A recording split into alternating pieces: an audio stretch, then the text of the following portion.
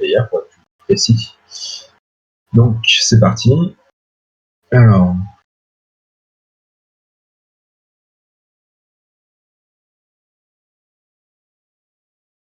Voilà, alors est-ce que vous voyez toujours. Est-ce que vous voyez la fenêtre YouTube? Oui, très bien. Donc, ici, voilà, on a quelqu'un qui. Alors, on est là. Donc, on a un tube là, voilà. Bon, alors celui-là, il est en plastique, hein, vous le constatez, mais on a relié une bobine autour. Enfin, on a enroulé ce tube d'une bobine de cuivre. Et vous voyez que cette bobine de cuivre, elle est fermée sur quoi? Sur une petite ampoule. Et donc, il s'agit ici de montrer que si il y a bien un effet d'induction, il devrait y avoir du courant qui passe, et donc l'ampoule devrait s'allumer. Donc, on va voir. Et voilà. Et vous constatez que, effectivement, l'ampoule s'allume. Alors, le deuxième effet qu'on peut voir dans cette vidéo, là, je vais vous demander de regarder un petit peu la chute.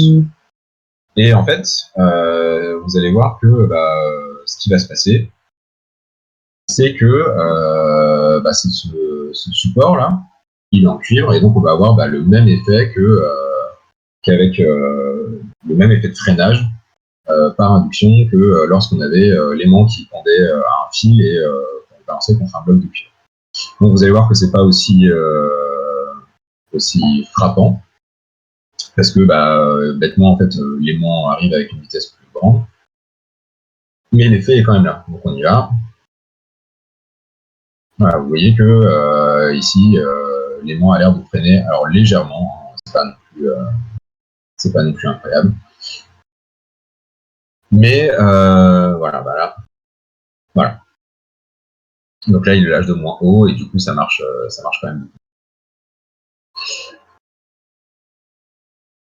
Voilà, donc ça c'était pour ce qu'on avait fait hier sur la chute de l'aimant dans le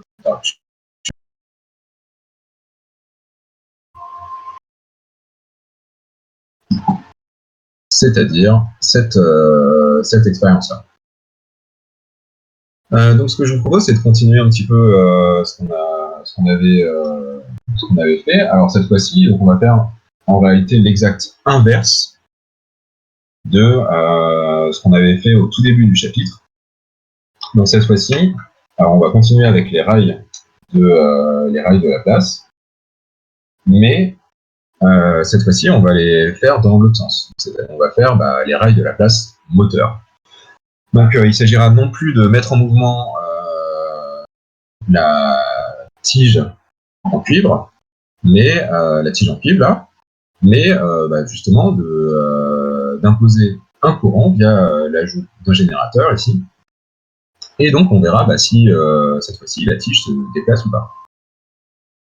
Alors, est-ce que justement, bon alors vous avez dû lire ce qu'il y avait décrit, mais est-ce que quelqu'un veut me faire l'analyse phénoménologique de ce qui va se passer justement? Donc là, pour rappel, on a notre générateur ici, la résistance, et donc cette tige là qui est posée sur deux rails. Donc on note X, la distance entre le point O ici et la tige. On note I, le courant qui passe dans le circuit. Et on vous impose ici la convention du sens du courant. Donc voilà, le tout est plongé dans un champ magnétique B qui est selon UZ. Alors, est-ce que quelqu'un veut se lancer?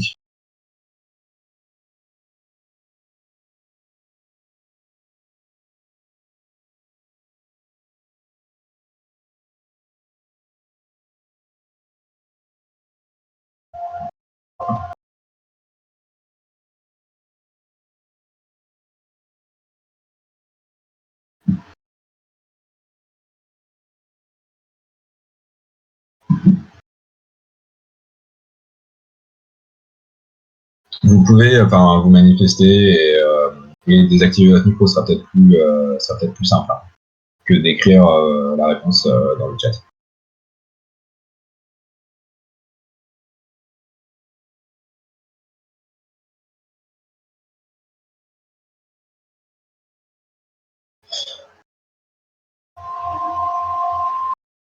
Ok, pas de souci. Donc effectivement, ouais, on va créer un courant dans le circuit, ce qui fait varier le flux magnétique. Enfin, alors pourquoi le flux magnétique varie? C'est que comme il y a un courant, on peut y aller. Hein. Comme donc notre générateur là, il fait passer un courant dans le circuit. Bon bah la tige, du coup, un courant passe au travers d'elle et elle est soumise à un champ magnétique. Et donc, courant plus champ magnétique, on avait vu, hein, cette tige-là, elle est soumise à la force de la place. La tige qui était au départ immobile, soumise à la force de la place, elle se met en mouvement. Et donc, si elle se met en mouvement, donc, par exemple vers la droite, bon, on va faire, c'est pour l'exemple, hein, on ne sait pas encore si c'est vers la droite ou vers la gauche, mais admettons qu'elle aille vers la droite, vous voyez que la surface du circuit va être modifiée, et donc le flux magnétique va changer, effectivement. Et le flux magnétique changeant, il va y avoir une force électromotrice qui sera induite. Et donc, cette force électromotrice, voilà, elle va apparaître au niveau de la tige. Et c'est toujours la même histoire. Hein. Ce que la loi de Lenz dit, c'est que les phénomènes d'induction s'opposent aux causes qui les ont créés. D'accord? Donc cette force électromotrice, elle doit s'opposer à la tension appliquée par le générateur. Bon, est-ce que ça va pour cette présentation-là de l'expérience et de ce qui va se passer? Ouais. Ok. Alors, donc, la suite, vous savez, hein, c'est d'établir l'équation mécanique de cette tige. Donc, ça, je vais vous laisser aller donc 5 minutes jusqu'à 19. Et à 19, je lancerai la correction de l'exercice d'application pour obtenir l'équation mécanique du système. Ok, ça vous va? Ok, bon n'hésitez pas hein, à m'envoyer vos questions si vous en avez, si vous doutez ou quoi que ce soit.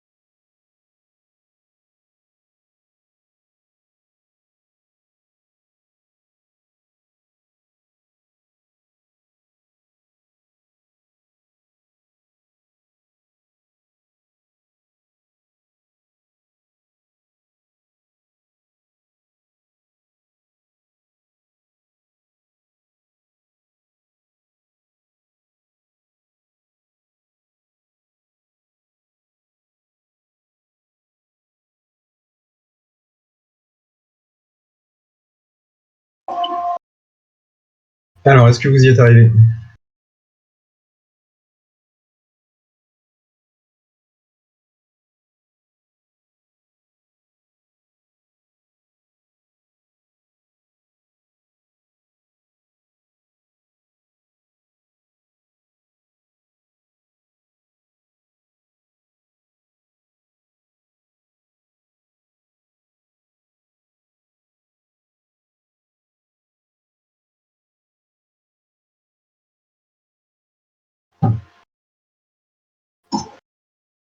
Ouais, donc tout à fait. Hein, on a MDV sur DT égale IAB.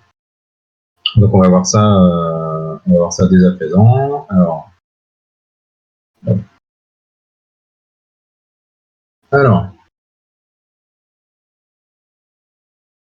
bon, par quoi on commence?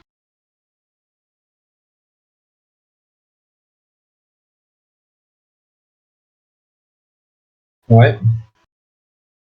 Donc effectivement, système. Alors notre système ici c'est quoi?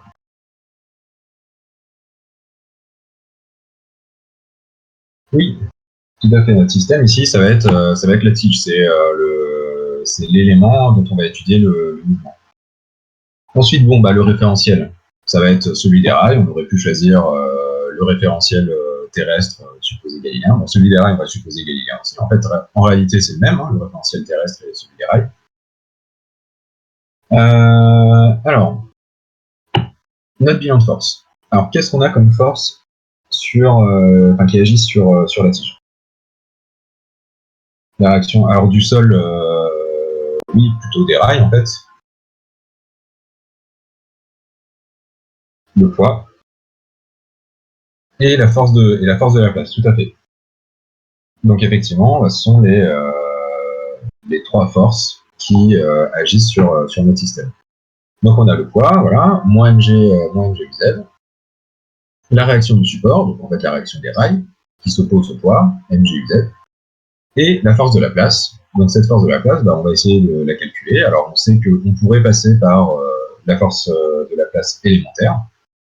Mais bon, bah, maintenant on est grand, hein, on va appliquer directement la formule qu'on avait vue dans le chapitre sur l'induction. Et non, c'était pas dans le chapitre sur l'induction, c'était dans celui sur la conduction électrique. Donc c'était E2.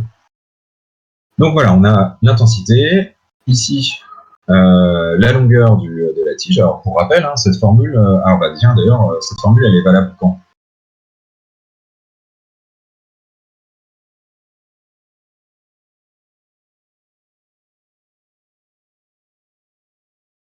Est-ce que vous vous en rappelez? Alors c'est vrai, le champ doit être stationnaire. Bon, c'est pas un impondérable. En fait, l'idée c'est que la condition elle se situe pas tellement sur le champ, mais plutôt sur la tige. Alors qu'est-ce qu'il faut qu'est-ce qu'il faut assurer comme condition sur le circuit pour qu'on puisse appliquer cette formule?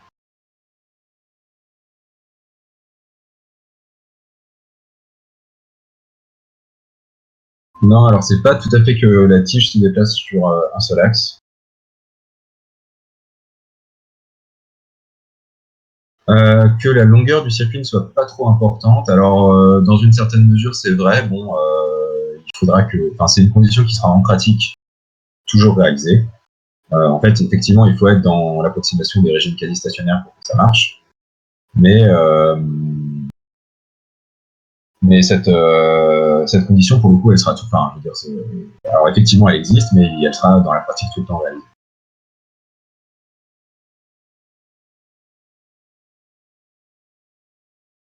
Oui, effectivement que non. La tige doit être rectiligne.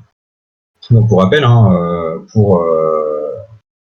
votre tige là, vous voyez qu'on la symbolise par AUY.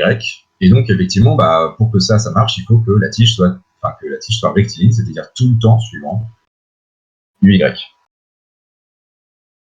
Donc on a voilà IA, UY vectoriel et UZ. Ça, on va faire notre produit vectoriel et on obtient IAB selon UX. Donc, au passage, hein, si la tige n'est pas tout le temps rectiligne, bah, il faut revenir à la formule avec la force élémentaire, donc IDL vectoriel B, et puis ensuite intégrer, et voilà, tout ça. Bon, bah maintenant on est prêt pour appliquer notre KFT. Voilà, masse par accélération, égale bah, le poids plus la réaction du support plus la force de la place. Et ça, quand on projette sur UX, on obtient bah, m dv sur dt, donc le dv sur dt il vient de cette accélération là, l'accélération, enfin le mouvement est suivant UX. Vous voyez que P plus R, bon bah non seulement ça s'annule, mais en plus c'est pas sur UX. Ces forces là, elles sont sur Z. Et donc sur UX, il ne nous reste que bah, la force de la place, c'est-à-dire IA fois B. Et donc voilà notre équation mécanique. Vous noterez que cette équation mécanique, elle est encore une fois, elle a encore une fois la dimension d'une force. On a bien la masse par accélération et ici la force de la place. Ok. Donc maintenant, bah, ce qu'on va faire, c'est déterminer l'électrique. Alors, est-ce que bah, c'est pareil, je vais vous laisser ouais, jusqu'à 30 pour déterminer l'équation électrique de cette expérience. Voilà. Bah, encore une fois, si vous avez des questions, hein, n'hésitez pas.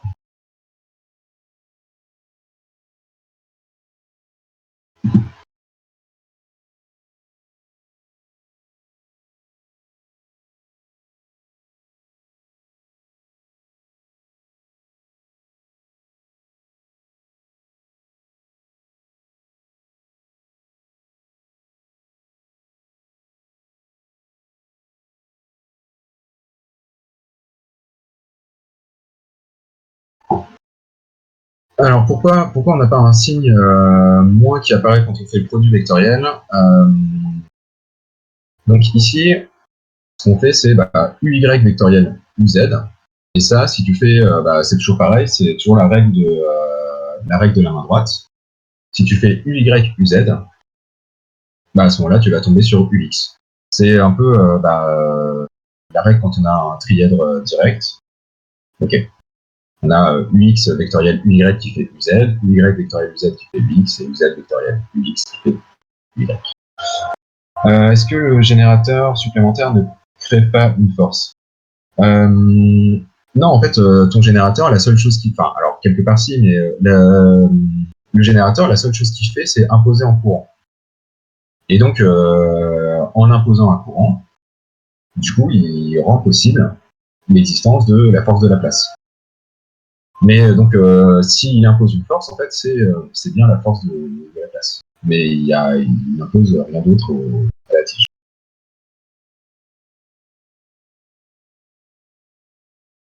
Est-ce que ça te convient comme réponse?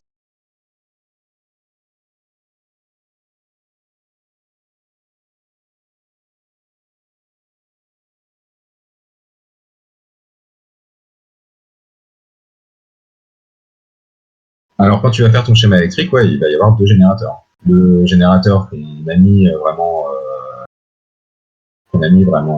dans le circuit physiquement, et le générateur induit qui sera au niveau de la tige.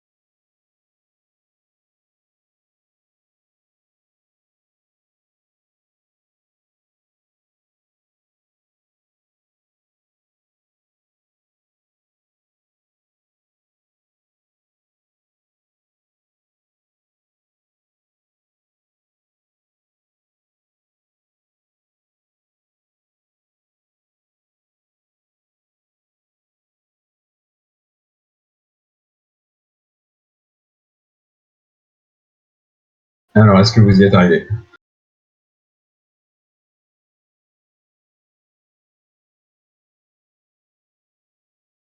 Pas encore.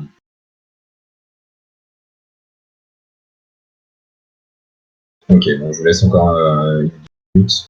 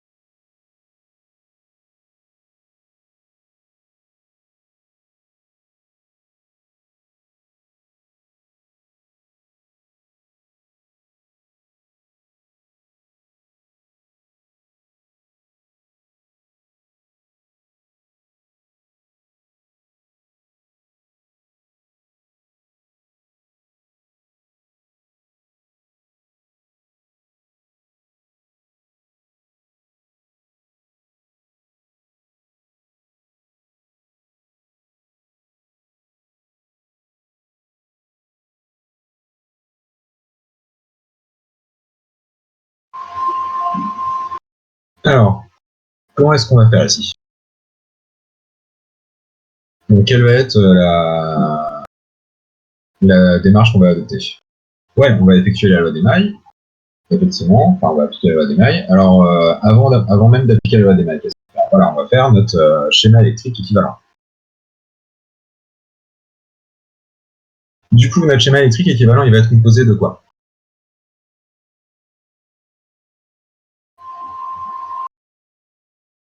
Ouais, alors effectivement, il va y avoir deux générateurs et une résistance. Donc ici, vous voyez que on a notre générateur, en grand E, là, qui est le même que celui-là, notre résistance ici qui est toujours là. Le sens du courant, il est imposé. Hein. Enfin, notre convention, on l'a prise dès le départ, avec le schéma du début. Et ici, au niveau de la tige, on avait dit, les phénomènes d'induction, tout se passe comme s'il y avait un générateur qui délivrait une force électromotrice, c'est-à-dire une tension, petit e. Et ce petit e, alors comment est-ce que... Donc on va pouvoir... Alors, dans un premier temps, voilà, on va pouvoir appliquer la loi des mailles. Donc notre loi des mailles, elle va nous donner grand E plus petit e égale RI. Donc toujours pareil, hein, notre petit e là, il est censé aller dans le même sens que le courant. On est en convention générateur, hein, pour rappel. Donc grand E plus petit e moins RI, puisque ici c'est un récepteur, égale 0, et du coup grand E plus petit e égale RI. Bon, alors ensuite, qu'est-ce qu'il va falloir faire?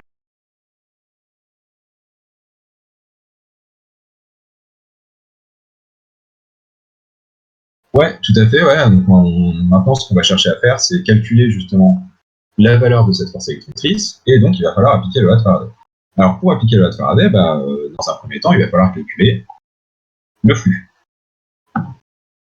Donc, ce flux, il dépend de l'orientation du circuit. Ouais, tout à fait. Alors, l'orientation du circuit, ouais, on l'a choisi dès le départ, puisque elle était imposée ici par le schéma, par le sens du courant. Et alors LDI sur DT, non. Alors tu vois que ici il n'y a pas tellement d'inductance dans notre circuit. Donc on va pas avoir LDI sur dx sur dt. Donc, notre flux, là, ça va être la double intégrale de b scalaire ds. Bon, on va essayer de déterminer l'orientation de b et de s. Et vous voyez que, compte tenu de l'orientation du circuit, toujours pareil, règle de la main droite ou règle du tire-bouchon, comme vous voulez, notre circuit, là, on l'a orienté dans le sens direct. Du coup, notre vecteur surface, il est suivant plus uz. Et on peut se convaincre que, du coup, on va avoir la simplification du produit scalaire, comme d'habitude. Là, les uz vont se simplifier. Et donc, on va avoir double intégrale de b ds. Comme b est constant, on peut le sortir intégrale, on va avoir tout simplement b fois s. Et la surface de notre circuit, c'est x, ici, la longueur, fois la largeur, de θ. Donc b fois a fois x. Donc une fois qu'on a ça, on peut appliquer la loi de Faraday. On y va. Donc notre loi de Faraday nous dit que la force induite, c'est moins la dérivée du flux par rapport au temps. Et du coup, quand on dérive ça par rapport au temps, donc P c'est constant, A c'est constant, et du coup il ne reste que dx sur dt, c'est-à-dire la vitesse en fait. Donc on va obtenir que E c'est égal à moins BAV. Donc on peut le remplacer dans la loi d'Emaille et on a notre équation électrique qui lie l'intensité et la vitesse. Est-ce que ça va pour toi?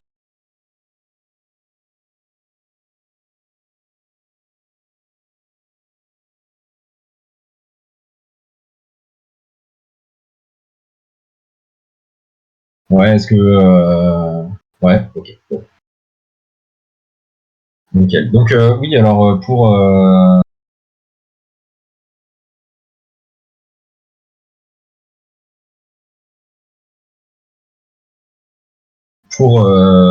répondre aux questions qui m'ont été posées hier, je mettrai en ligne ce PowerPoint là, je le mettrai sous la forme d'un PDF et je le mettrai dans le drive au même endroit que le. Donc est-ce que c'est nécessaire de préciser que la vitesse est suivant UX ou pas? Non en fait parce que comment en fait on l'a précisé dès le départ quand on a fait l'équation mécanique. Quand on a fait l'équation mécanique, ici, là, on a fait en projection sur X, et en fait, en faisant ça, on a précisé que le mouvement était suivant X, et que c'est ça qui nous intéressait, que la vitesse était déjà suivant X. Et du coup, si la vitesse est suivant X, la vitesse, elle est donnée par dx sur dt ux, et donc, en vectoriel, et donc la norme de la vitesse, c'est dx sur dt. Donc, on a notre équation électrique et on sait d'ores et déjà que on va l'équation électrique dans l'équation mécanique, donc on peut d'ores et déjà rajouter que X est égal à E moins PAV sur R. Voilà, j'ai tout, j'ai juste, par rapport à cette équation-là, j'ai juste tout divisé par la résistance. Ok, bon. Ici, alors. Donc là c'est bon. Ensuite, ce qu'on va faire, c'est essayer de coupler ces deux équations, donc l'équation électrique et l'équation mécanique, pour obtenir l'expression de la vitesse et du courant en fonction du temps. Et donc cette fois-ci, on ne prendra qu'un seul cas de figure, celui où la vitesse est nulle au départ. Donc la tige, au départ, est immobile. Donc pareil, je vais vous laisser faire ça. Donc on peut se dire, alors ça prend un tout petit peu plus de temps. Bon, on peut se dire à 45, je lance la correction.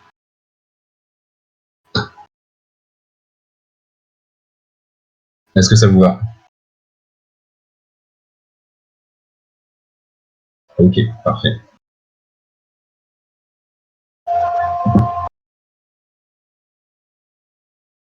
Donc pour ceux qui suivent sur le poly, on en est expression de la vitesse et du courant.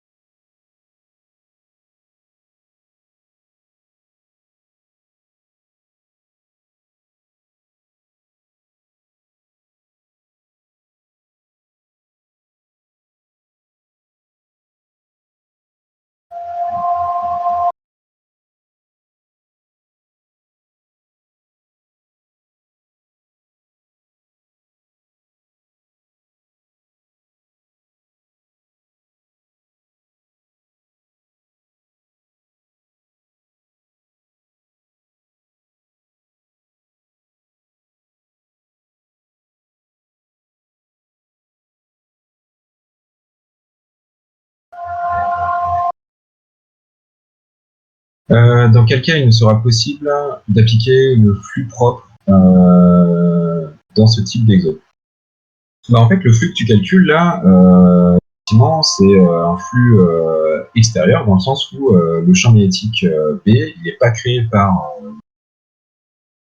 le circuit, il est imposé par l'extérieur. En gros, c'est comme si on avait mis un aimant tout autour de notre circuit. Donc, le flux propre, en fait, il aura surtout une importance dans le cas qui est, correspond au chapitre d'avant. C'est-à-dire que le circuit est fixe et le champ magnétique, pour le coup, n'est pas stationnaire. Tu vois que si on a si on a un phénomène d'induction, le champ créé par un circuit, si le courant I varie, le champ va varier aussi. Donc le champ magnétique ne sera pas stationnaire. Et donc en fait, on vous précisera à chaque fois dans les exercices si on a un champ magnétique stationnaire qui est imposé au circuit, et donc il n'y a pas besoin de se soucier du champ magnétique créé par le circuit. Et surtout, en fait, si justement l'inductance de votre circuit est négligeable ou pas. Et donc c'est ça un petit peu qui va jouer le rôle de paramètre clé. Si on vous dit que l'inductance de votre circuit est négligeable, à ce moment-là, vous n'avez pas d'histoire de flux propre et de choses comme ça. Mais donc, pour résumer, la distinction entre flux propre et flux mutuel, c'est plutôt quelque chose qui correspond au chapitre d'avant, c'est-à-dire quand on a un circuit fixe et un champ magnétique qui varie dans le temps.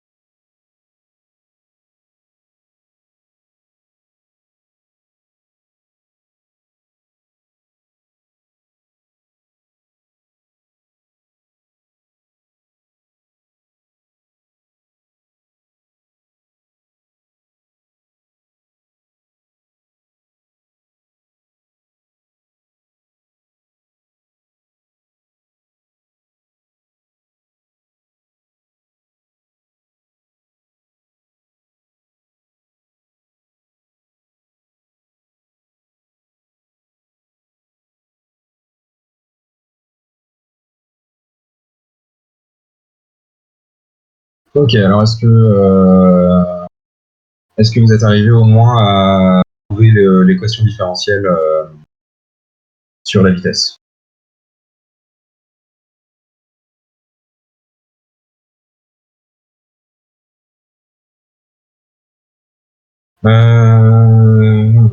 Donc, alors ouais, Bastien, c'est pas tout à fait ça. Donc ensuite, dv sur dt. Alors donc l'idée c'est que Guillaume, tu dois pas avoir de i à la fin. Tu dois avoir que de la vitesse. Mais donc Bastien, donc sur RM, donc ça va. Et par contre, le membre de droite, ça doit être, il te manque un B fois A.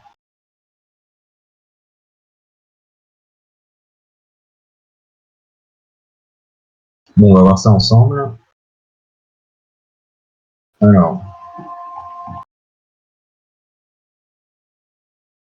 Donc, on a deux équations qu'on a obtenues. Et ces deux équations, bah, on va essayer de les donner ensemble. Donc, on continue. Alors, ici, bah, pour les combiner, je remplace I ici par son expression. Et donc, j'ai E moins BAV sur R, voilà, fois AB. Et ensuite, bah, je vais séparer ce qui dépend de V et ce qui ne dépend pas de V. Donc, vous voyez que ici, je vais conserver un terme qui va être à droite E fois AB divisé par R. Et ici, je vais avoir BA, je vais l'avoir au carré, fois V sur R. Donc ici, j'ai un moins, du coup, quand je le passe à gauche, bah, je vais bien obtenir un plus. Alors, si on continue, mon équation, bah, vous voyez que je peux la mettre sous la forme d'une équation canonique, qu'on a l'habitude. Donc, c'est une équation canonique du premier ordre. On a dv sur t plus t sur tau égale b fois a fois e divisé par mr. Donc là, j'ai tout divisé par m. Donc là, mon n il passe en dessous ici et en dessous là. Et de la même manière, donc mon taux, bah, je peux écrire que c'est mr sur ab au carré. Donc, on va essayer de résoudre, cette équation. Alors, donc quelle est la démarche là pour résoudre cette équation?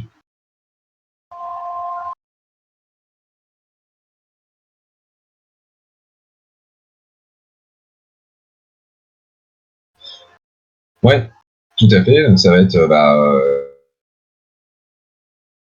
qu'on a effectué dans le cas précédent, donc quand on avait les règles de Laplace en générateur. Donc on va d'abord écrire la solution générale de l'équation homogène. Donc on sait que cette solution générale, pour une équation du premier ordre, elle se met sous la forme d'une exponentielle décroissante. Donc on a cette constante là, grand A, avec l'exponentielle moins t sur tau. Le tau, encore une fois, vous vous rappelez, c'est le temps caractéristique. Donc cette constante, bon, bah, on la connaît pas encore, mais c'est pas grave, on la déterminera un petit peu plus tard. Ensuite, bah, on a notre solution particulière. Donc la solution particulière, toujours pareil, on la prend sous la même forme que ce qu'il y a dans le nombre de droite. Ici, on a une constante. Du coup, on va prendre une constante, ce qui fait que la dérivée est nulle. Si la dérivée est nulle, bah, je remplace dans l'équation là. Cette partie-là est nulle, donc j'ai V sur tau qui est égal à BA ou sur MR. Et du coup, ma solution particulière, BP, ça va être BAE tau sur MR. Avec l'expression de tau, que je remplace ici, bah, je vais avoir des choses qui vont simplifier. Et donc, je vais obtenir E sur AB. Ok, alors on continue. Bon, bah, maintenant qu'on a la solution générale et la solution particulière, on fait la somme des deux pour obtenir la solution complète. Donc, on va avoir, voilà, ici la solution générale, ici la solution particulière. Et maintenant, on va pouvoir appliquer les conditions initiales. Alors, les conditions initiales, c'était que la tige, au départ, est immobile. Donc, sa vitesse, à l'instant 0, est nulle. Si sa vitesse à l'instant 0 est nulle, bah, je remplace dans mon équation. J'ai mon exponentielle qui exponentielle de 0, ça fait 1. Du coup, je vais avoir A plus E sur AB qui est égal à 0, c'est-à-dire A égale moins E sur AB. Bon, bah, j'ai A égale moins E sur AB, et donc je peux remplacer ce A là dans l'expression qu'il y a dans la solution complète.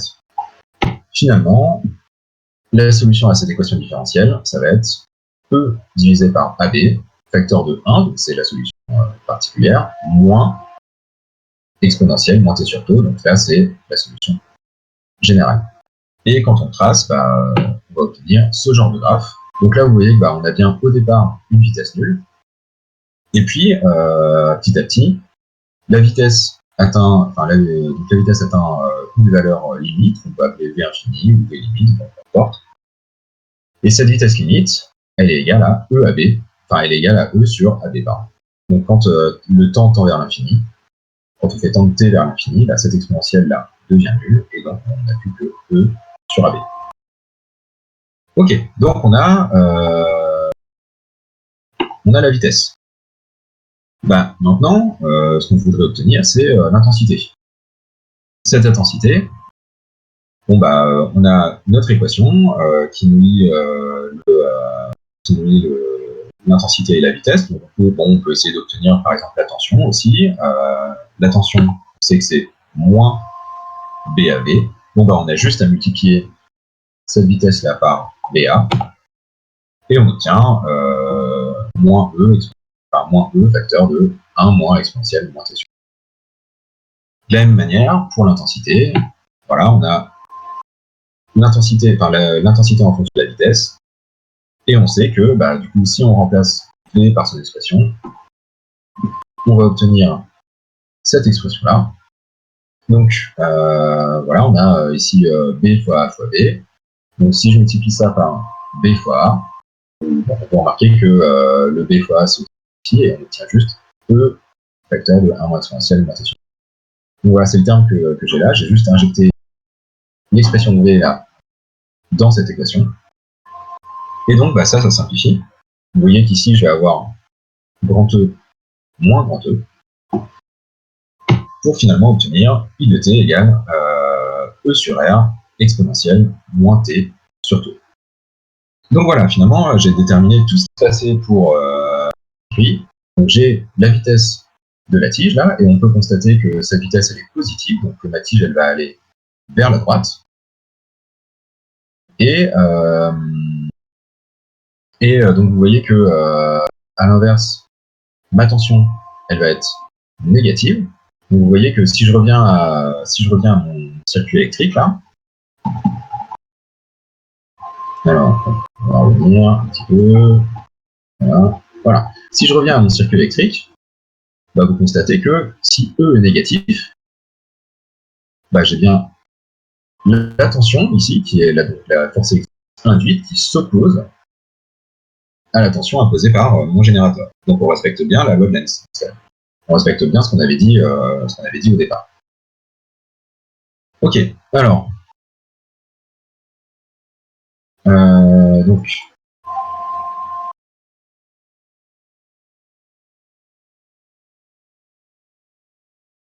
On continue. Alors maintenant, il s'agit de faire notre bilan de puissance. Hop, ça c'est pour après. On a notre équation électrique. Donc notre équation électrique et notre équation mécanique. Et le bilan de puissance, bah, ça va être toujours la même histoire. Notre équation électrique, qui est la dimension d'une tension, bah, on va la multiplier par I pour obtenir une puissance, et ça va me donner bah, la puissance électrique. Et notre équation mécanique, qui est la dimension d'une force, on va la multiplier par la vitesse. Et du coup, bah, vous voyez que là, on va obtenir la puissance, le bilan de puissance électrique et le bilan de puissance mécanique. Et du coup, bon, bah, mon équation électrique, voilà, je la multiplie par I, et ce que j'obtiens, c'est EI plus la force électromotrice induite, plus la tension imposée par le générateur, fois l'intensité.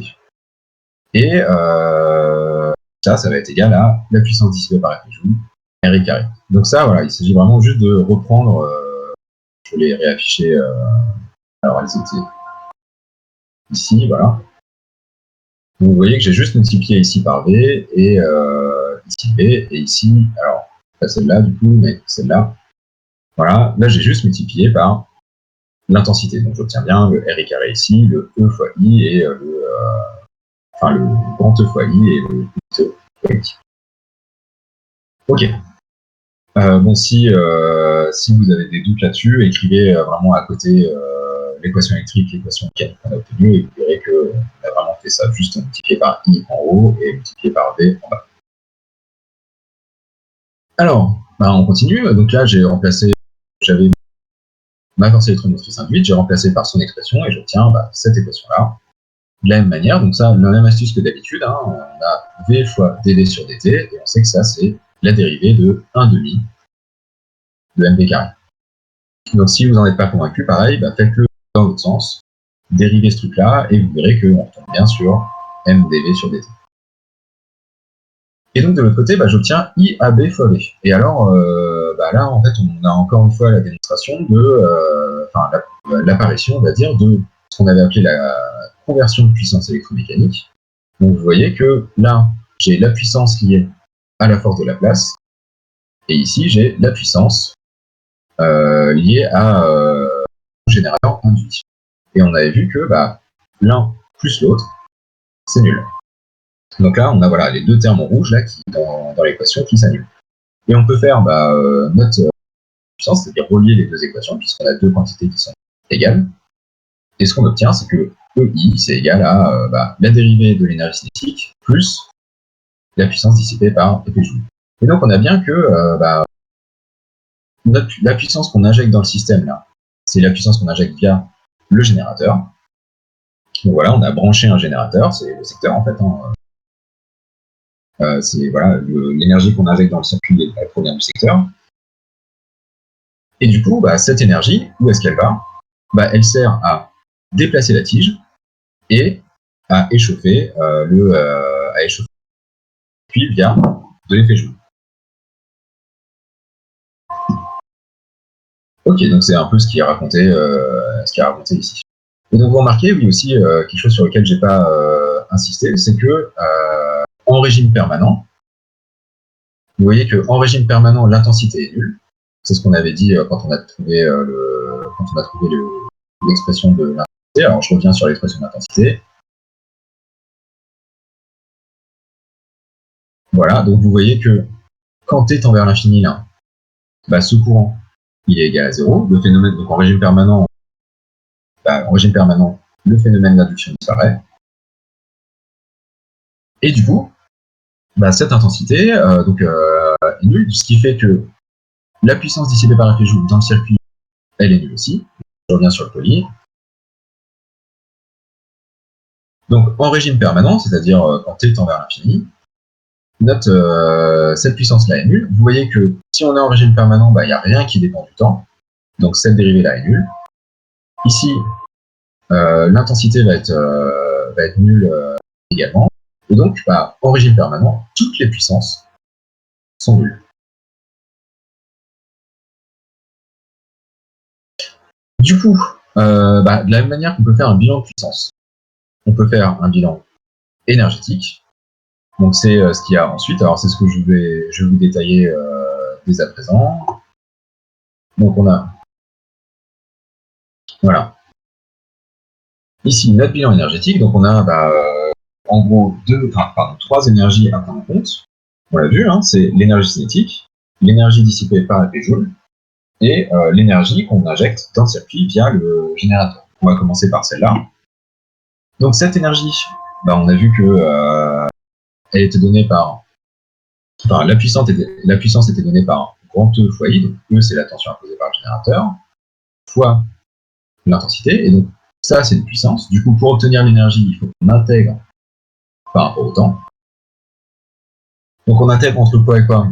Entre l'instant 0 et plus infini. Donc là, on aura toute l'énergie qui aura été injectée dans le circuit via le générateur. Bon voilà, on va remplacer I par son expression. On a vu que I c'était grand E sur R exponentielle moins T sur tau. Alors ça se voit pas très bien là, mais il y a un moins ici. Donc moins T, voilà.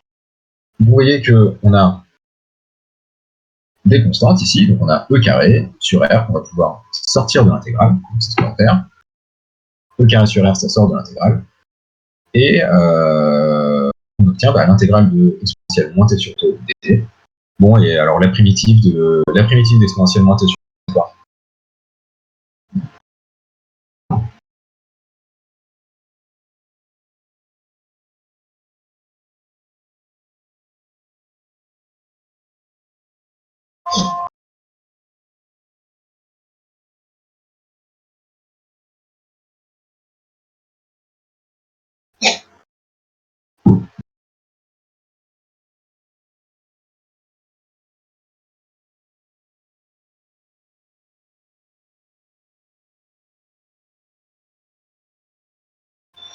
Ouais, effectivement, ça va être moins tau exponentielle moins T sur tau.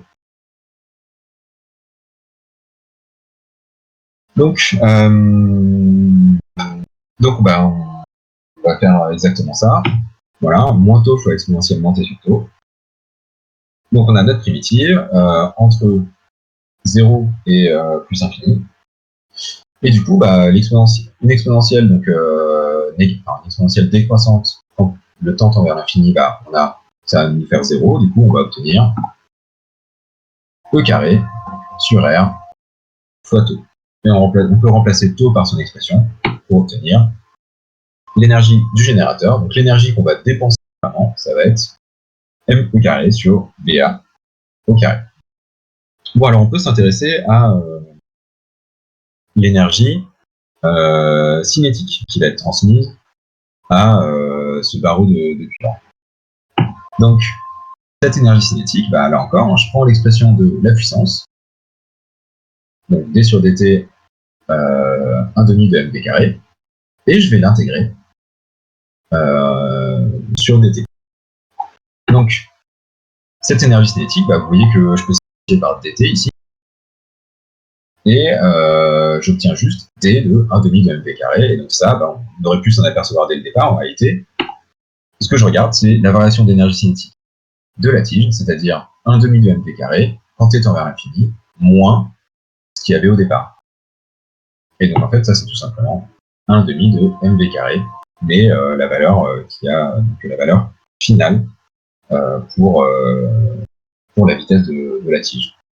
Puisque, à l'instant initial, la vitesse est nulle. Et donc, si on revient à l'expression de V infini, j'ai juste remplacé ici V infini par son expression, bah, ce qu'on va obtenir, c'est M au carré sur 2BA au carré. Donc bon, on peut constater d'ores et déjà que bah, en fait, c'est l'énergie du générateur divisée par 2. Et enfin, qui va se transformer en chaleur en réalité, hein, l'énergie par joule. Donc là encore, je prends l'expression de la puissance, R carré, j'intègre par rapport au temps, et on y va, donc je remplace I par son expression. Voilà, vous constatez que ici, si on reprend l'expression de I, on va obtenir E carré sur R, exponentielle moins 2t sur taux. Donc le 2 là, il vient du fait qu'on a I au carré. Hein. Et ce qu'on va obtenir, c'est exactement ça. Donc la primitive, bah, ça va être moins taux sur 2 exponentielle moins 2t sur taux. Et du coup, quand on injecte les valeurs pour le temps, pour obtenir ceci, puis cela. Et donc vous voyez que bah, là encore, on a l'énergie qu'on dépense via le générateur divisé par 2. Donc finalement, bah, ce qu'on peut dire, c'est que, et quelque chose qui n'est pas fondamentalement surprenant, hein, c'est que l'énergie dépensée par le générateur, c'est la même conclusion que le paragraphe d'avant, elle sert à imprimer de la vitesse à la tige de cuivre et à chauffer le circuit via l'effet Joule. Et on voit que, alors petit bonus quand même, on voit que bah, cette énergie, elle se sépare en deux parties égales, dans le cas présent. Qu'il y a vraiment la moitié qui va pour déplacer la tige et l'autre moitié qui va pour choper le circuit.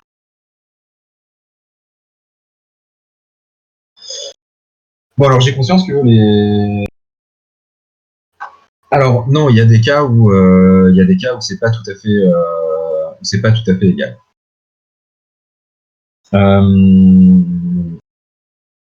Il y a donc j'ai conscience que bon là les équations sont pas toutes affichées en même temps, c'est-à-dire bah, vous n'avez pas l'équation de l'infini par exemple ou l'expression de taux, donc ça doit pas forcément être facile à suivre, mais l'idée c'est que voilà, pour l'instant, bah, s'il y a un passage que vous suivez pas, bah, vraiment n'hésitez pas, hein, posez-moi la question et je peux réafficher l'expression de taux, vous la notez vite fait et puis je peux vous convaincre après que il n'y a pas d'erreur. Mais voilà, n'hésitez pas à poser des questions.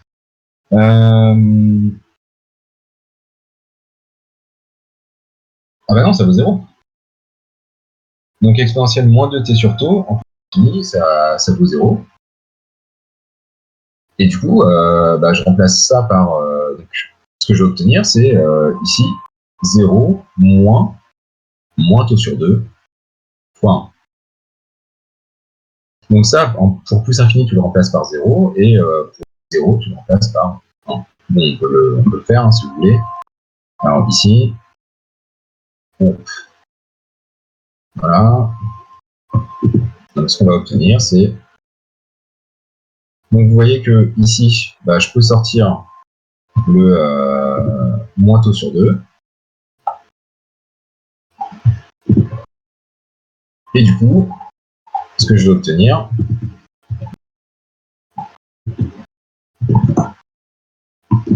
c'est donc d'abord 0. Alors, et puis, des petites parenthèses quand même. Voilà. D'abord 0 pour plus infini, et ensuite 1. Et du coup, vous voyez que ce que j'obtiens, c'est bien E carré fois taux divisé par 2R, donc le R est là et le R est là, et fois moins 1, et donc j'obtiens bien un plus à la fin.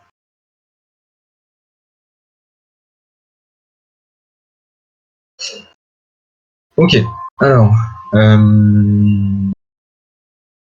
bon, donc voilà, donc on a une séparation on a une division de l'énergie qu'on injecte dans le circuit par l'énergie cinétique, entre l'énergie cinétique imprimée à la tige et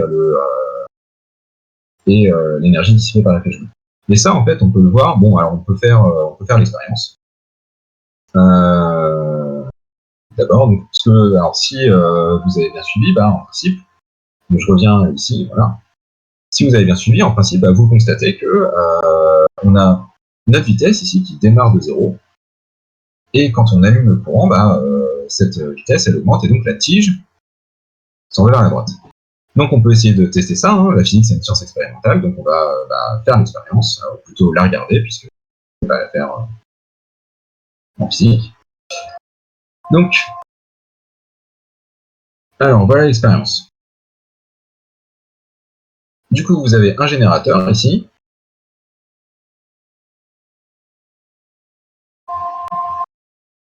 Voilà, donc ici vous avez, alors on va faire pause, ici vous avez donc les rails de la place, là. On a ici notre barreau de cuivre, et vous voyez que le champ magnétique ici il est imposé par un aimant qu'on a placé en travers de la tige. Donc on impose le champ magnétique de cette manière-là. Vous voyez que le circuit est fermé puisque le circuit est en train de se fermer justement. Le circuit est en train de se fermer, donc là on a notre barreau de cuivre, les rails, et donc qui connectent tout ça au générateur.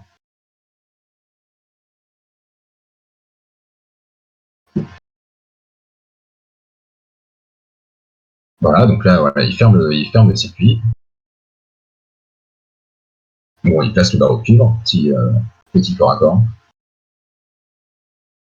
Donc vous voyez que ce barreau de cuivre là il est immobile, hein, il n'y a pas de souci, et maintenant il va mettre du courant. Et vous voyez que quand il met du courant, voilà, la tige se déplace. La tige se déplace. Ok, donc vous voyez que visiblement les rails doivent tout petit peu pencher puisque la tige a l'air de revenir.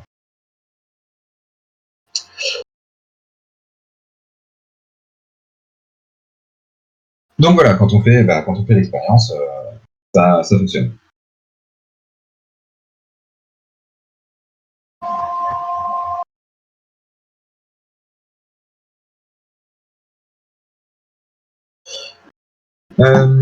Alors,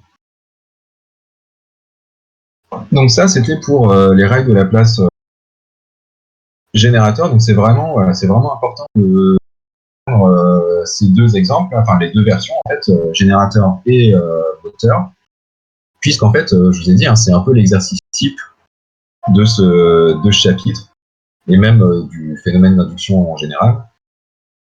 Voilà, c'est vraiment ce genre d'exercice qui peut tomber. Alors, ça tombe énormément à l'oral, par exemple.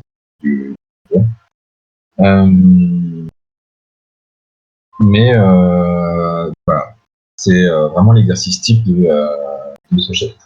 Bon, alors, par contre, c'est l'exercice type, mais ça ne veut pas dire qu'on ne peut pas imaginer d'autres choses. En particulier, avec ce qu'on a appris, en fait, on peut étudier un autre dispositif. Et ce dispositif, ça va être le haut-parleur. C'est ce qu'on va faire dès à présent. Alors, est-ce que ça pourrait être utile de conserver la chaleur pour s'en servir à l'avenir comme un radiateur? Bah, c'est-à-dire, dans l'absolu, c'est pas, enfin, bon, effectivement, c'est pas toujours perdu, quoi, dans le sens où effectivement, si tu fais fonctionner ce type de dispositif quand il fait froid, bah, ça va chauffer l'air de la pièce. Bon, voilà. Après, tu vois que un radiateur, en réalité, un radiateur électrique, on va dire,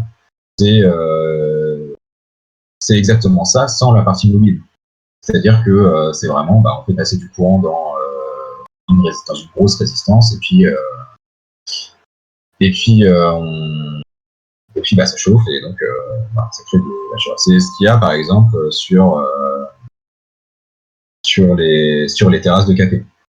Les lampes qui sont situées en hauteur là, alors bon, il y a deux types de systèmes, au gaz et électrique, mais s'il s'agit de radiateurs électriques, bah, on fait passer du courant dans une résistance, ça chauffe, et bon, alors il se trouve que ça chauffe tellement que ça émet de la lumière, mais l'idée c'est celle-là.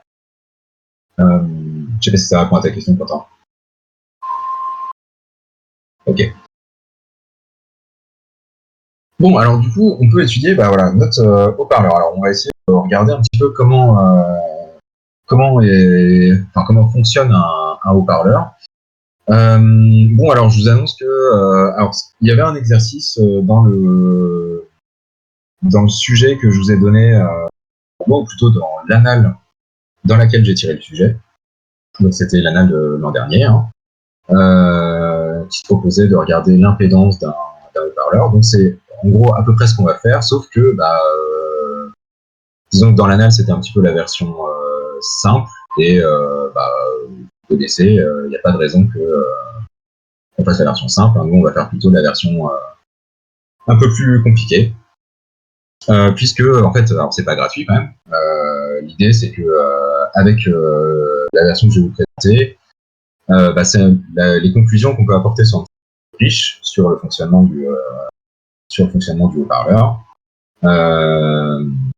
Et voilà, et en plus, si vous êtes capable de faire ce qu'on va faire là, a priori, il n'y a pas de, vous pourrez faire tous les exercices de ce type sans trop de problème. Bon, vraiment, voilà, ce qu'on va faire là, alors surtout la fin, hein, il n'est pas certain qu'on ait le temps de finir cette partie-là, mais surtout la fin, hein, c'est vraiment le truc le plus compliqué dans ce chapitre que vous aurez à faire. Donc, accrochez-vous, ça va bien se passer, on va faire ça ensemble, et voilà, les choses vont bien aller. Donc, on est parti. Alors, on a notre haut-parleur. Je vais repasser sur présentation.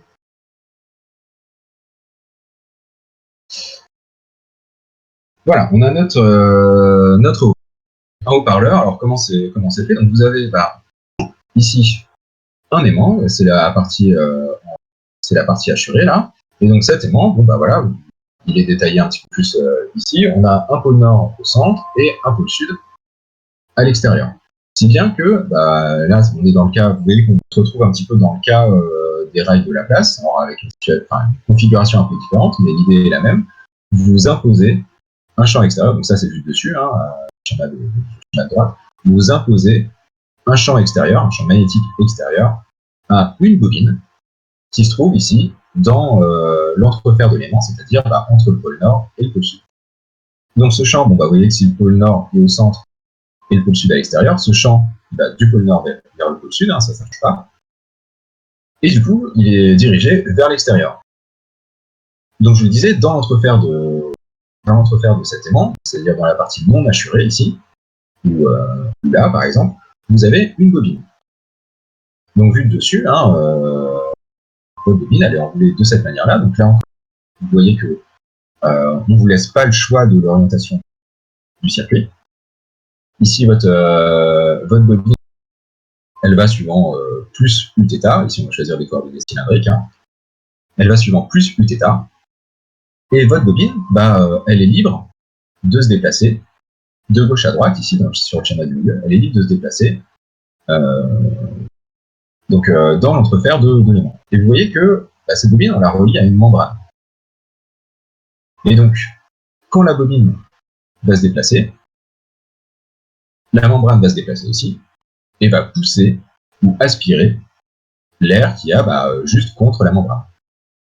Et donc, ce faisant, on va créer des surpressions, des dépressions, à intervalles plus ou moins réguliers, et en fait, finalement, créer un son.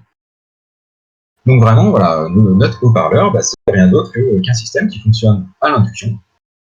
Vous avez un champ magnétique extérieur, vous faites passer un courant dans votre bobine, et ce courant fait déplacer la bobine et donc la membrane, créant ainsi le son que vous voulez produire. Ok, est-ce que ça va pour en gros du haut-parleur?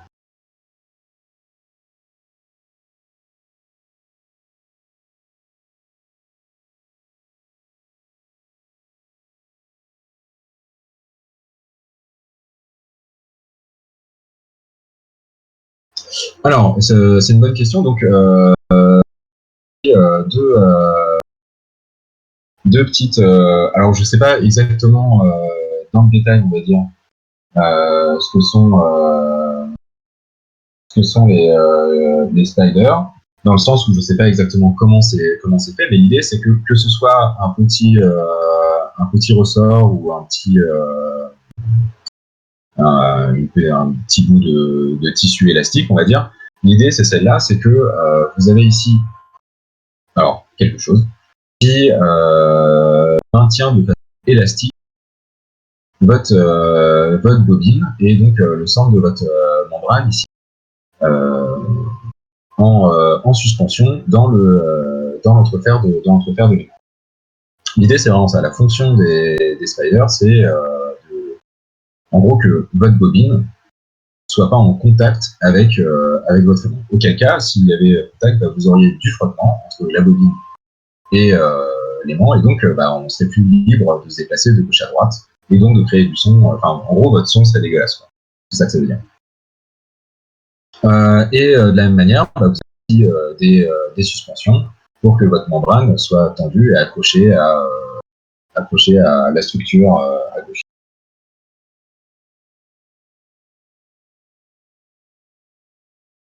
Alors, donc merci Thomas. Donc voilà, sur le schéma là qu'a envoyé Thomas dans le chat, effectivement, on voit bien qu'on a deux sliders là, qui sont en jaune, votre bobine et donc la structure de l'aimant. Alors, si on fait un petit peu l'analyse phénoménologique de ce qui va se passer. Donc on a notre générateur qui fait passer un courant dans la bobine. Donc alors le générateur n'est pas le schéma, mais en gros on fait passer du courant dans la bobine, donc il y a un générateur. Donc il fait passer un courant dans la bobine. Du coup la bobine, il y a un courant qui passe dedans et elle est soumise à un champ magnétique extérieur, et donc elle va être soumise à la force de la place. Vu qu'elle est soumise à la force de la place, cette bobine va se mettre en mouvement. Si la bobine se met en mouvement, il va y avoir, encore une fois, une force électromotrice induite qui va apparaître dans la bobine. Et cette force électromotrice induite doit s'opposer à la tension qu'on essaye de lui imposer. Donc ça, c'est voilà, la loi de Lenz. Alors maintenant, de la précédemment, on va essayer de déterminer l'équation mécanique qui régit cette bobine. Donc, on vous note là, alors c'est ce qui est marqué sur le poly. Voilà, je reviens sur le poly. Donc, l'idée, c'est que c'est pas anodin d'avoir mis des spiders et des suspensions. Ça a un impact sur l'aspect mécanique du mouvement de la bobine. En particulier, vous voyez que ces suspensions, ces spiders là, en fait, ça crée une force de rappel élastique. Donc c'est comme s'il y avait un ressort, hein, une fois encore. Vous connaissez ma passion pour les ressorts. Donc ça crée justement une force de rappel élastique, comme s'il y avait un ressort de raideur K et de longueur à vide nulle. Est-ce que c'est l'air qui s'oppose à la force électromagnétique? Non, non, alors l'air va agir comme une résistance. En fait, voilà, justement, l'air, ça agit comme une espèce un frottement, une résistance au mouvement. Donc c'est ce qu'on dit ici, là, l'émission de l'onde sonore sera prise en compte. Il y a l'intervention d'une force de frottement F égale moins FAV. Donc en gros, voilà, c'est votre membrane. Donc votre bobine est reliée à votre membrane. Et du coup, votre membrane, quand elle va essayer de bouger, elle va être soumise, elle, aux forces de frottement de l'air. C'est ce qu'on veut, hein, du coup, puisque ce qu'on veut, c'est vraiment déplacer de l'air. Et ce faisant, comme cette membrane est reliée à la bobine, la force va s'appliquer aussi sur la bobine. Donc, voilà. On a plusieurs forces ici qu'il faut prendre en compte, en plus de d'habitude. Donc, je vous laisse jusqu'à 28, il est 23, ouais, je voulais jusqu'à 28 pour me déterminer l'équation mécanique qui régit le mouvement de la bobine. Est-ce que ça vous va?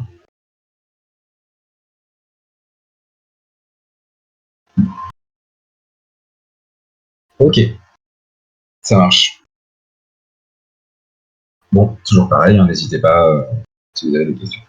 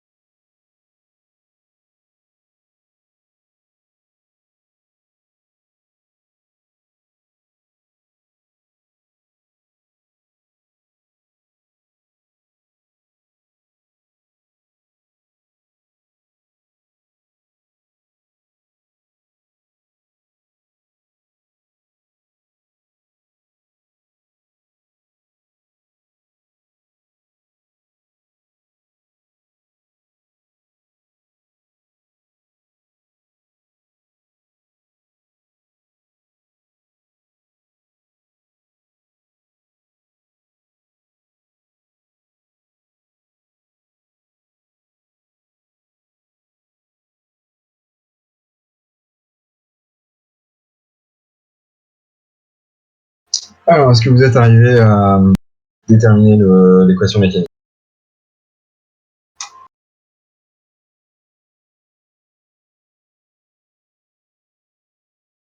Ok, bon, bah, je vous laisse une minute de plus, hein. 2 minutes.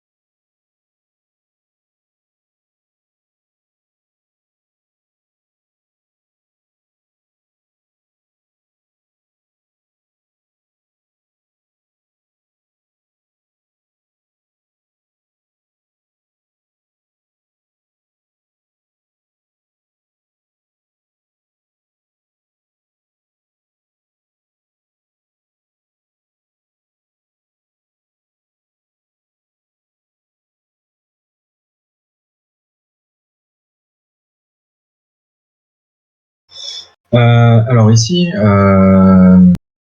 donc ta force de elle est bien suivant, enfin ce qui est sur le schéma noté UX et ce qu'on appelle d'habitude UZ. Mais mais si on s'en réfère au schéma, elle est bien suivant.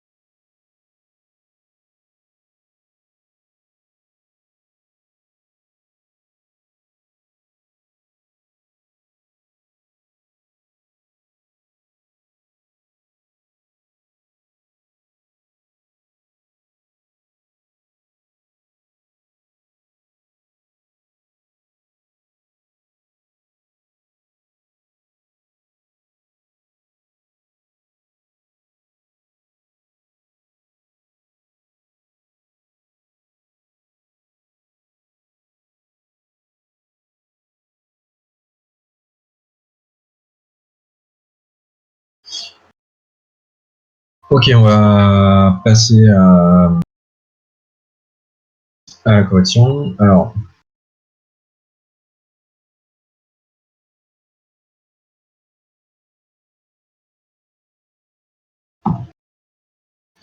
donc, ici, on cherche à établir l'équation. Alors bon, bah, notre système, ça va être quoi?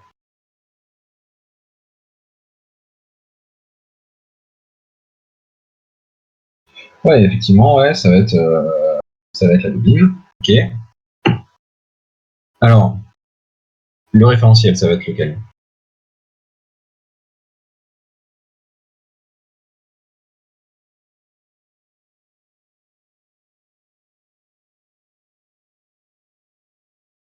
Ouais, celui du haut-parleur. Alors, effectivement, hein, on va même préciser un petit peu plus, les choses. En fait, on va dire que dans le haut-parleur, en fait, c'est plutôt celui de l'aimant. Dans cette histoire, l'aimant, c'est la seule chose qui reste vraiment fixe, avec un petit peu la structure qu'il y a sur le côté là. Donc, Donc le référentiel, ça va être celui de N1. Alors, qu'est-ce qu'on va avoir comme force?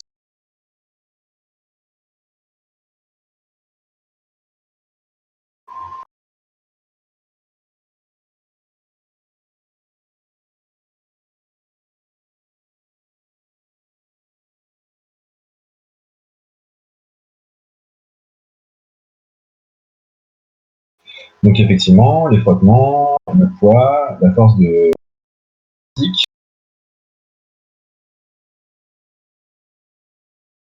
La réaction de l'aimant, oui. Ok. Alors c'est plutôt, en réalité, c'est plutôt la réaction du spider. C'est vraiment le spider qui maintient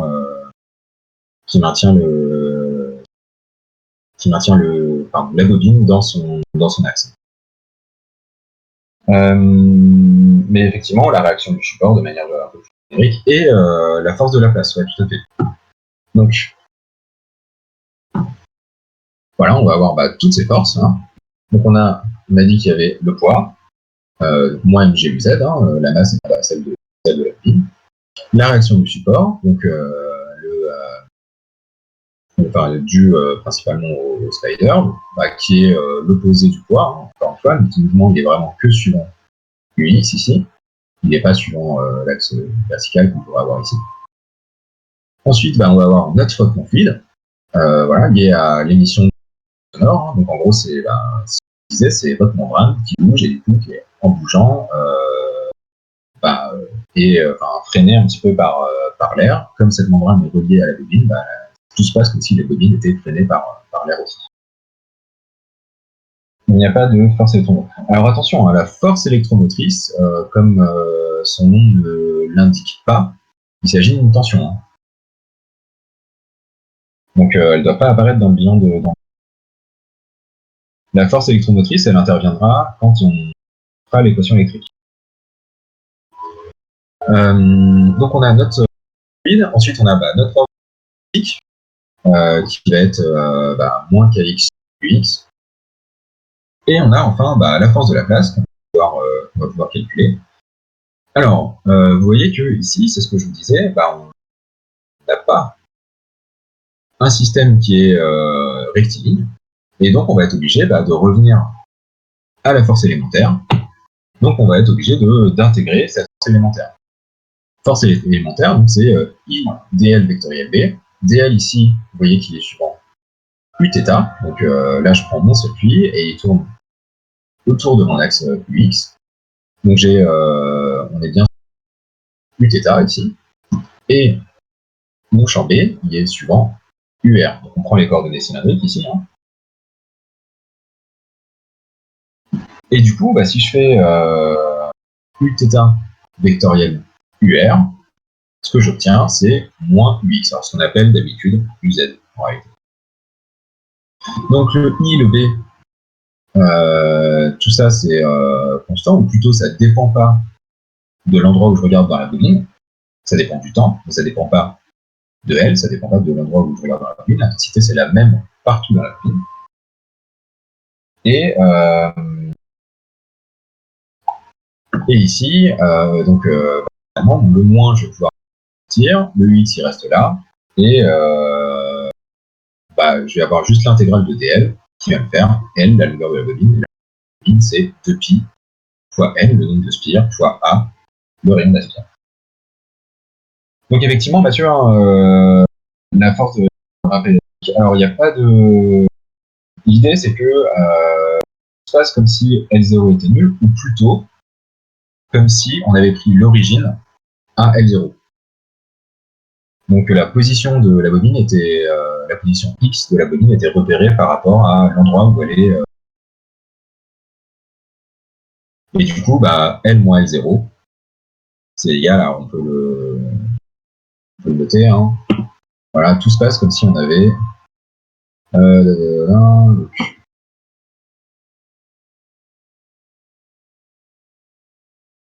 Voilà. Tout se passe comme si on avait... Bon.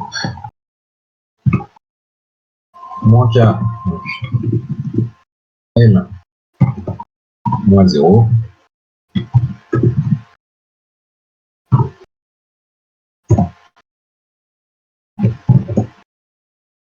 Et du coup, avec L,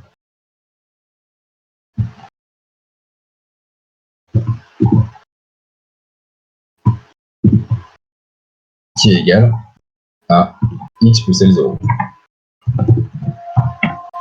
Donc ce sont les deux manières de voir les choses. Soit on peut dire que la position de la bobine est repérée directement à partir de L0.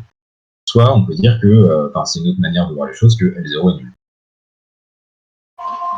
C'est en fait dans les calculs, ça arrivera au même résultat à la fin.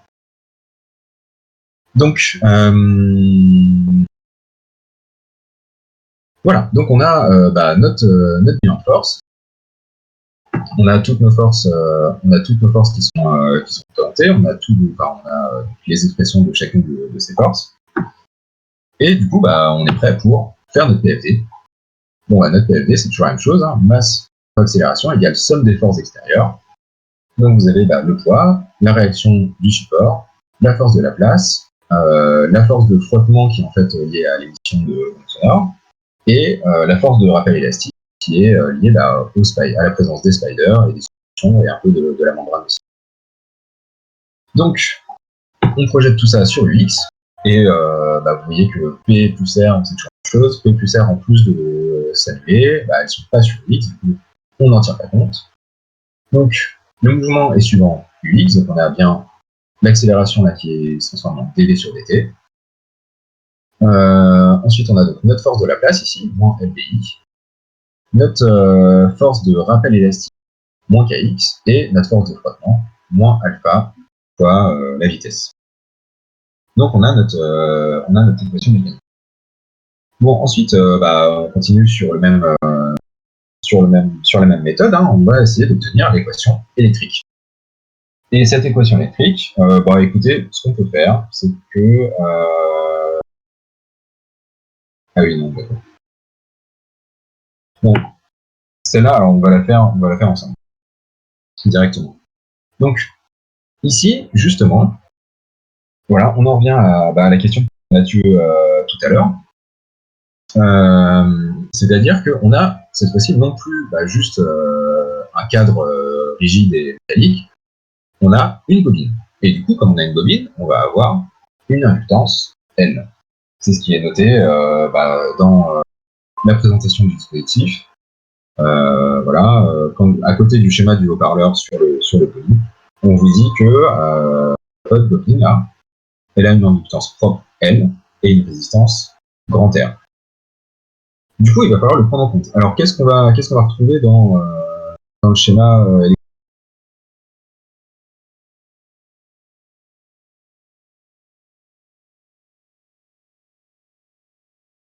Notre schéma électrique équivalent, il va être quoi ici?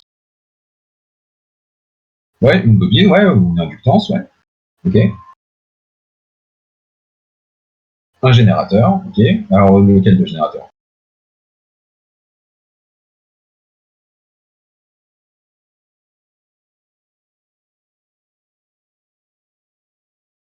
Alors, grand E, effectivement, on alimente notre bobine avec un générateur grand E. Et oui, il va y en avoir un autre de générateur. Il va y avoir la force électromotrice induite, petit 2. Effectivement, et du coup, il manque encore un petit quelque chose.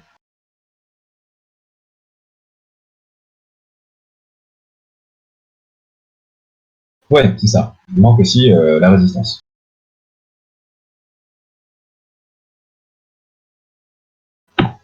Et du coup, notre circuit, il va ressembler à ça. Et qu'il est un petit peu plus compliqué que d'habitude, puisque on a notre générateur impose le sens du courant. On va avoir la bobine, qui est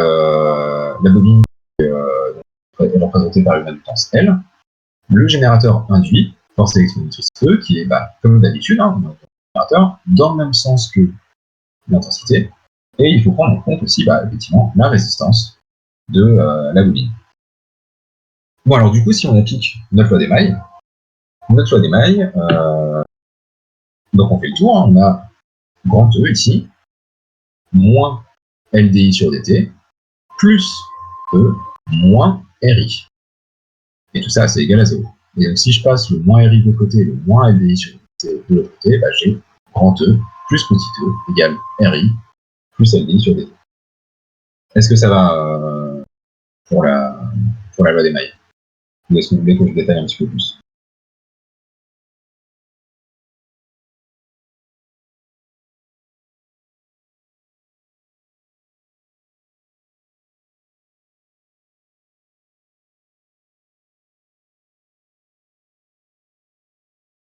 Alors, bah, si je prends mon circuit tel quel, là, si je prends mon circuit tel quel, je vais avoir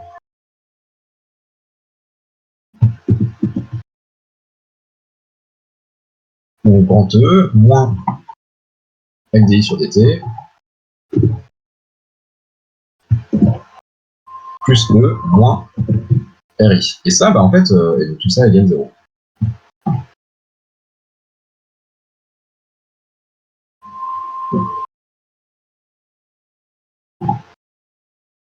Ah.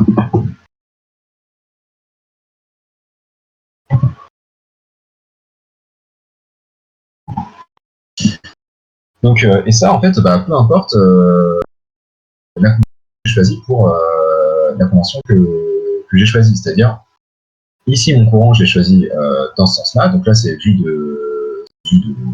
dessus. Hein. Donc on a notre bobine, notre générateur. Ici, on ne le voit pas sur le schéma là, mais cette bobine-là, elle est reliée à un générateur extérieur. Et donc tu vois que si j'avais choisi la convention inverse, donc si j'avais choisi I dans ce sens-là, bah, peu importe en fait, j'aurais changé le sens de I, mais j'aurais aussi changé le sens de E, et le sens de grand E et le sens de petit E, et bah, je me serais retrouvé avec exactement la même équation.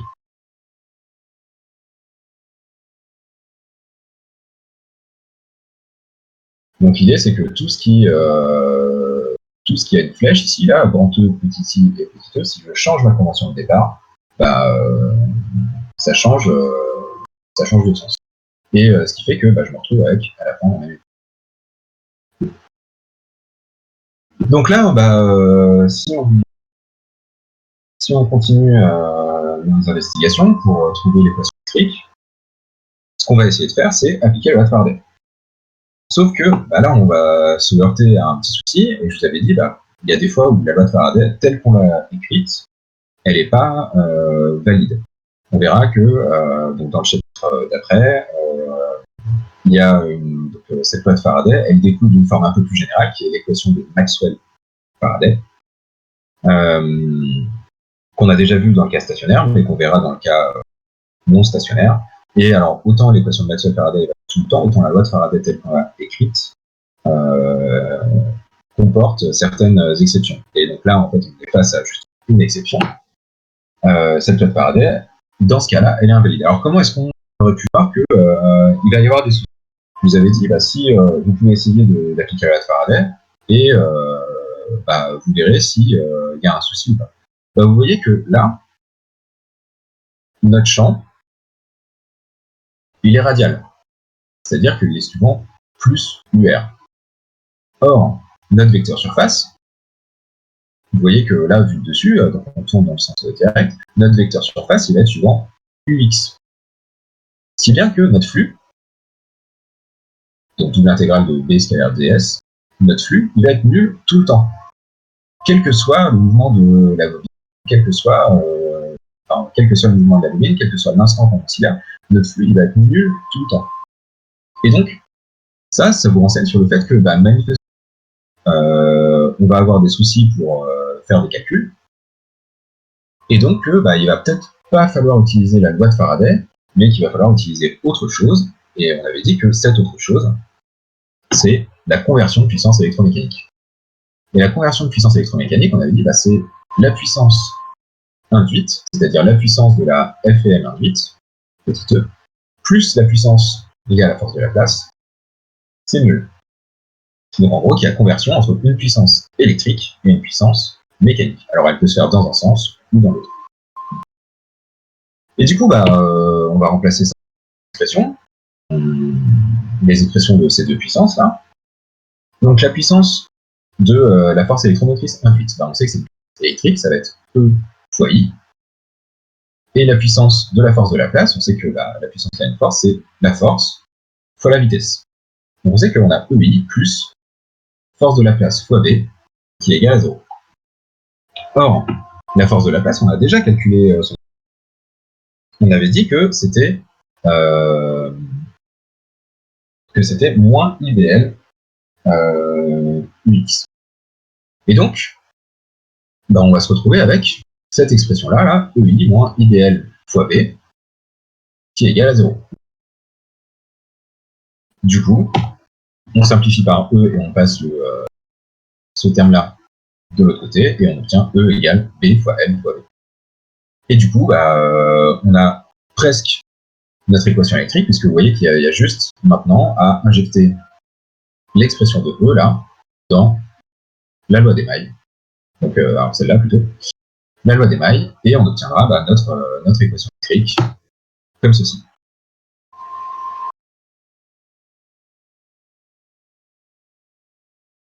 Est-ce que ça va?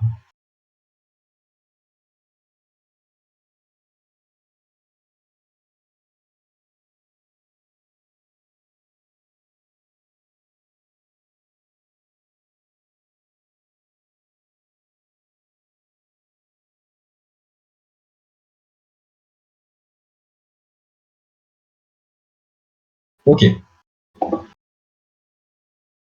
Bon, du coup, on va continuer. Donc, comme d'habitude, on a notre équation mécanique, notre équation électrique. On serait tenté de se dire, bon, on va passer, on va injecter l'une dans l'autre, et les choses iront bien, sauf que, bon, on a des équations qui sont un tout petit peu plus compliquées que d'habitude, et du coup, les choses vont pas se passer de manière aussi simple que pour les règles de Laplace. Donc, dans un premier temps, ce que je vous propose, avant d'attaquer cette partie-là, alors, quand je dis avant d'attaquer, on le fera sans doute demain, puisque c'est un petit peu long et faut s'accrocher un petit peu. Mais avant de faire cette partie-là, on va d'ores et déjà faire le bilan de puissance qu'on peut faire dès à présent.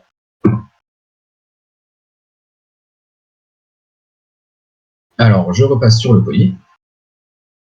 Donc, vous voyez que ici, on peut d'ores et déjà faire le bilan de puissance, puisque on a dit, le bilan de puissance, c'est je prends l'équation électrique, donc cette équation-là, et je multiplie tout par I. Du coup, j'ai grand E fois I.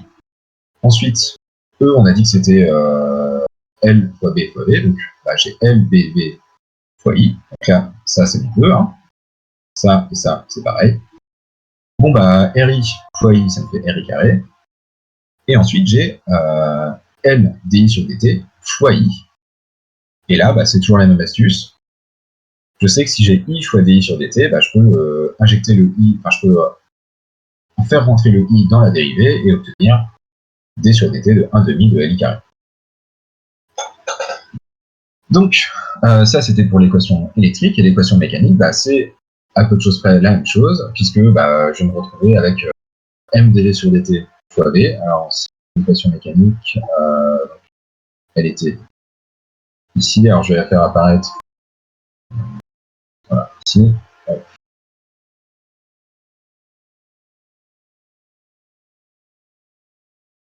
Voilà.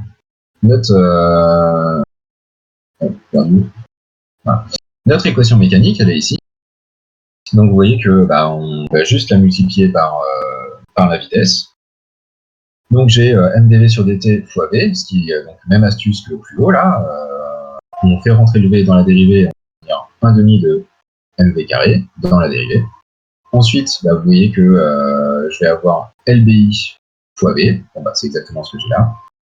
Et ensuite, kx fois v. Et là pareil, je fais rentrer le x dans la dérivée. Et du coup, ce que j'obtiens, c'est 1,5 de kx carré. Et enfin, moins alpha v fois v, ça me fait alpha v carré. Bon, pareil qu'avant, hein, je m'aperçois que j'ai deux termes qui sont rigoureusement égaux, au signe près. Et donc, je peux essayer d'injecter cette équation dans celle-là, ou l'inverse, hein, peu importe. Et ce que j'obtiens, c'est ce bilan de puissance.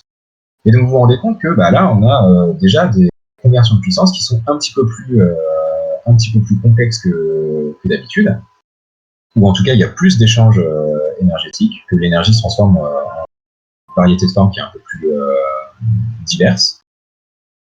Enfin voilà, qui donc en plusieurs formes. Donc on a l'énergie que j'injecte au départ, là, donc l'énergie de mon générateur, voilà, c'est l'énergie qui provient du secteur.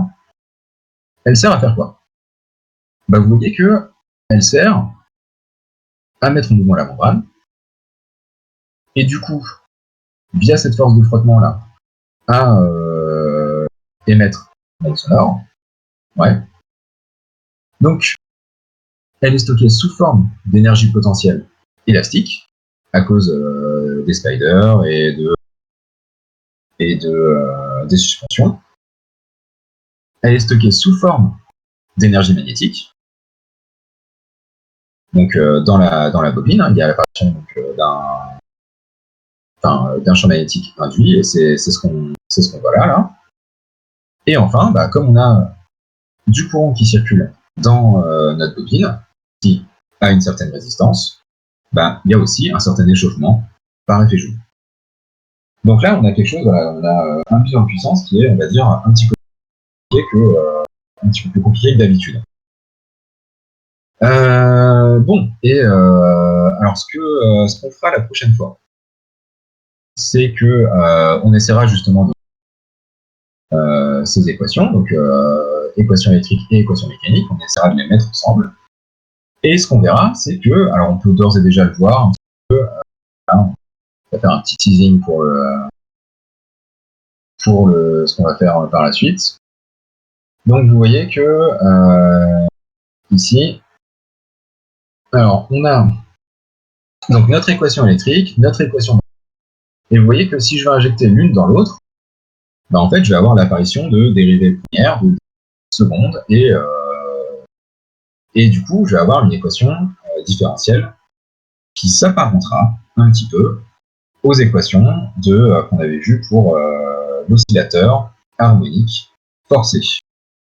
Et du coup, on fera exactement le même traitement que ce qu'on avait fait pour l'oscillateur harmonique forcé, c'est-à-dire que on passera en complexe et on regardera que la fonction de transfert de ce haut-parleur, et on essaiera à partir de la fonction de transfert de décrire un petit peu le comportement du haut-parleur en fonction de la fréquence.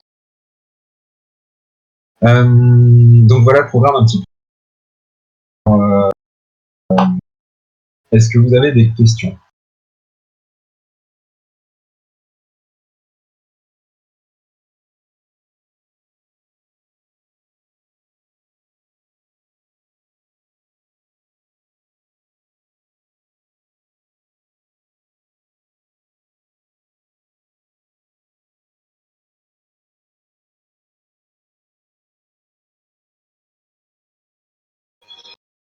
Ok, alors bon, je vais revenir dessus. Alors, donc ici, non, c'est pas ça que je vais faire.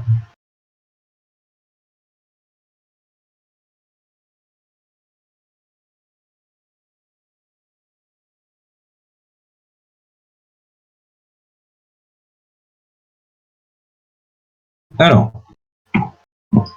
donc, on en est là, ouais. Donc non, j'arrive, je vais pas intéresser après. Donc, la loi de Faraday est invalide ici. Alors, ou plutôt, en fait, elle est un peu inutilisable. Dans le sens, enfin, les deux en réalité. Mais l'idée, c'est vraiment de dire que, ici, on a un champ B qui est suivant ER, qui est donc dirigé vers l'extérieur, et notre vecteur surface, ici, il est suivant UX. Du coup, je vais avoir, alors, je vais essayer de l'écrire, je vais avoir mon vecteur B, je vais essayer de partir de quelque chose, voilà.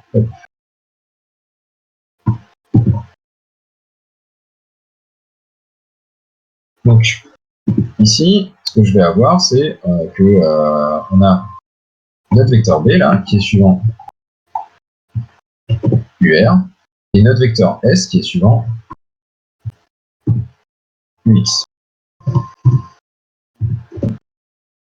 Du coup, notre flux, bon, bah, c'est toujours la double intégrale de B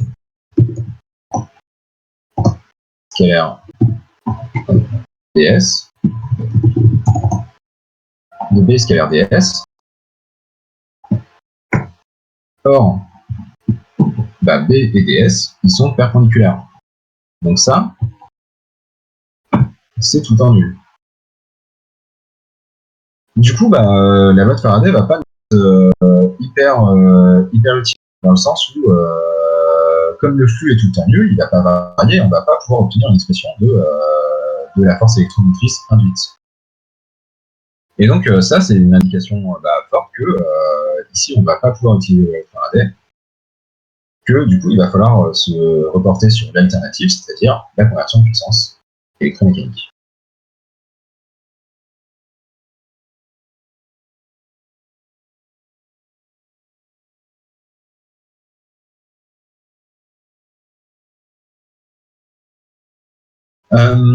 Alors du coup, comment ça se passe cet après-midi entre les deux TD? Alors j'ai plusieurs remarques à faire à ce sujet. Donc on s'est mis d'accord avec Monsieur Tirten. Donc Monsieur Tirten va faire TD à 15h.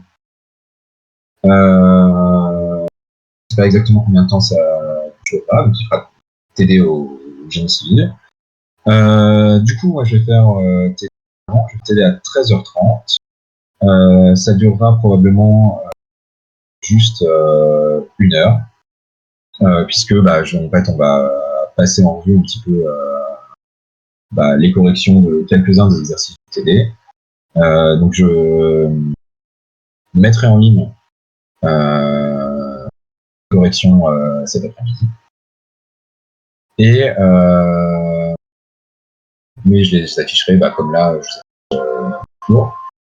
Donc voilà, donc je vous donne rendez-vous à 13h30 pour le TD de physique.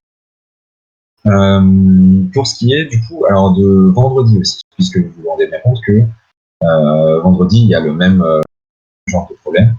Donc contrairement à ce qu'on a dit hier, on va être obligé de maintenir le cours à 8h, puisque M. Tirten fera cours de génie civil à 10h.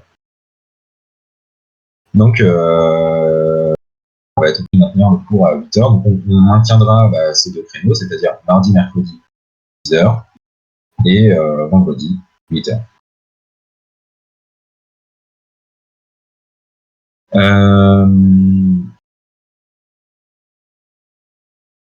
Ok, est-ce que d'autres questions, suggestions, remarques?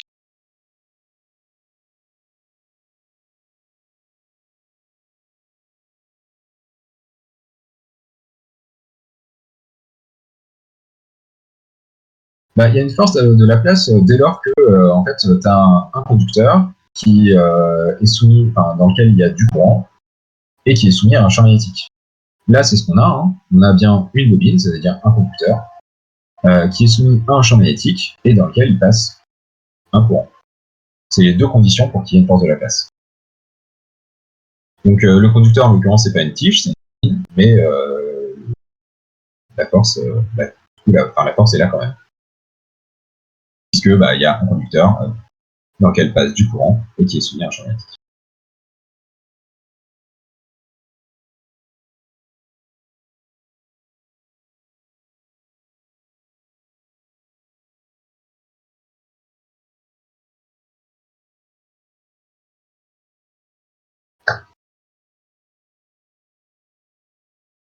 Ok, bon.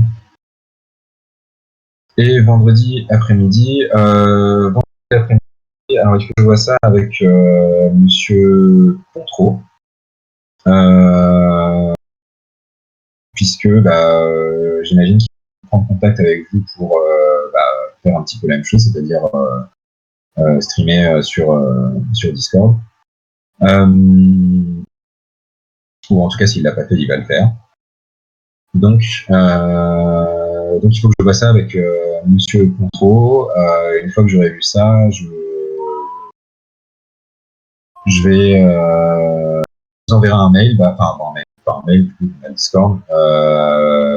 Je vous enverrai donc un message sur le Discord vous disant si le TD a lieu à 13h30 ou à 15h30. Voilà.